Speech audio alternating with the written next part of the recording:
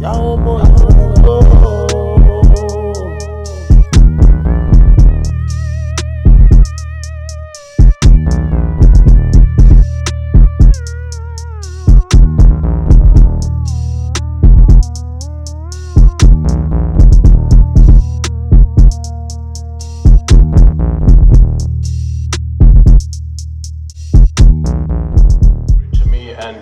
delegation today.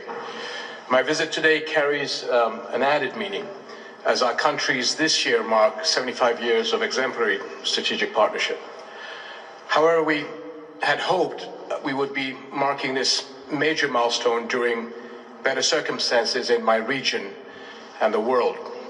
Unfortunately, one of the most devastating wars in recent history continues to unfold in Gaza as we speak. Nearly 100,000 people have been killed, injured, or are missing. The majority are women and children. We cannot afford an Israeli attack on Rafah. It is certain to produce another humanitarian catastrophe. The situation is already unbearable for over 1 million people who have been pushed into Rafah since the war started. We cannot stand by and let this continue. We need a lasting ceasefire now. This war must end. We must urgently and immediately work to ensure the sustainable delivery of sufficient aid to Gaza through all possible entry points and mechanisms. And I thank you, Mr. President, for your support on this.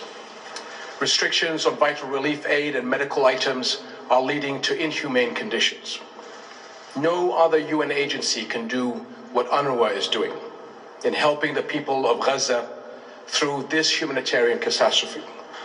Its work in other areas of operation, especially in Jordan, where 2.3 million are registered, is also vital. It is imperative that UNRWA continues to receive the support it needs to carry out its mandate. The potential threat of Palestinian displacement beyond the borders of Gaza and the West Bank is something we view with extreme concern and cannot be allowed. At the same time, we must not ignore the situation in the West Bank and in the holy sites in Jerusalem. Nearly 400 Palestinians have been killed in the West Bank since October 7th, including almost 100 children and over 4,000 injured. Continued escalations by extremist settlers in the West Bank and Jerusalem's holy sites and the expansion of illegal settlements will unleash chaos on the entire region. The vast majority of Muslim worshippers are not being allowed to enter Al-Aqsa Mosque.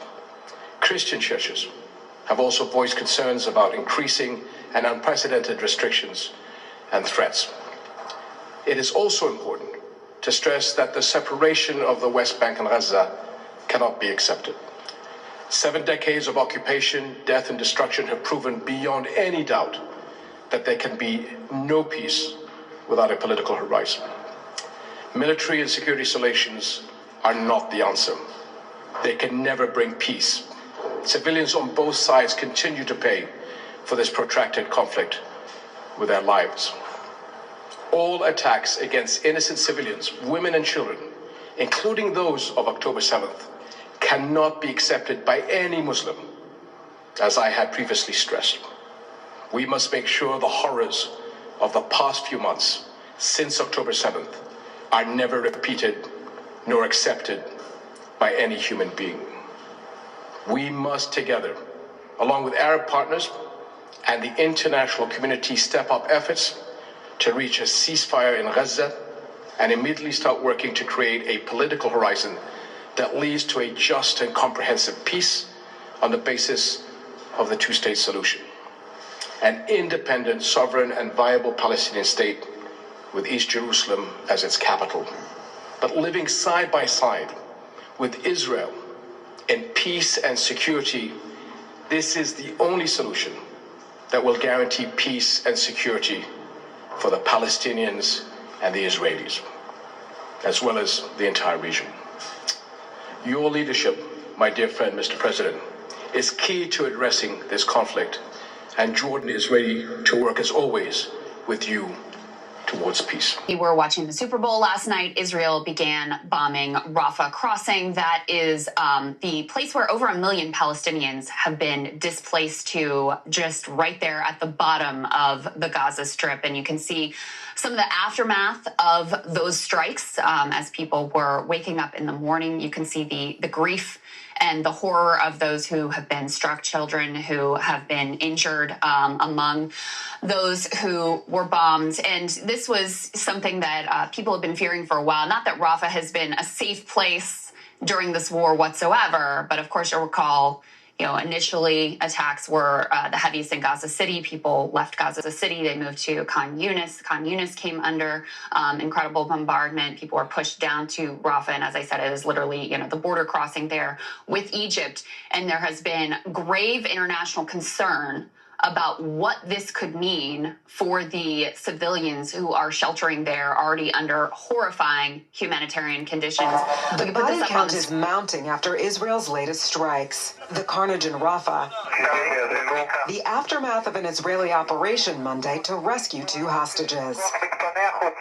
All of it happening as world leaders continue to encourage Hamas and Israel to find a solution. Mr. President, is Netanyahu taking your advice? Everybody does. But the EU's foreign policy chief disagrees. But Netanyahu doesn't listen to anyone. They're going to evacuate. Where? To the moon? Where are they going to evacuate these people? So if the international community believes that this is a slaughter, that too many people are being killed, maybe they have to think about the provision of arms.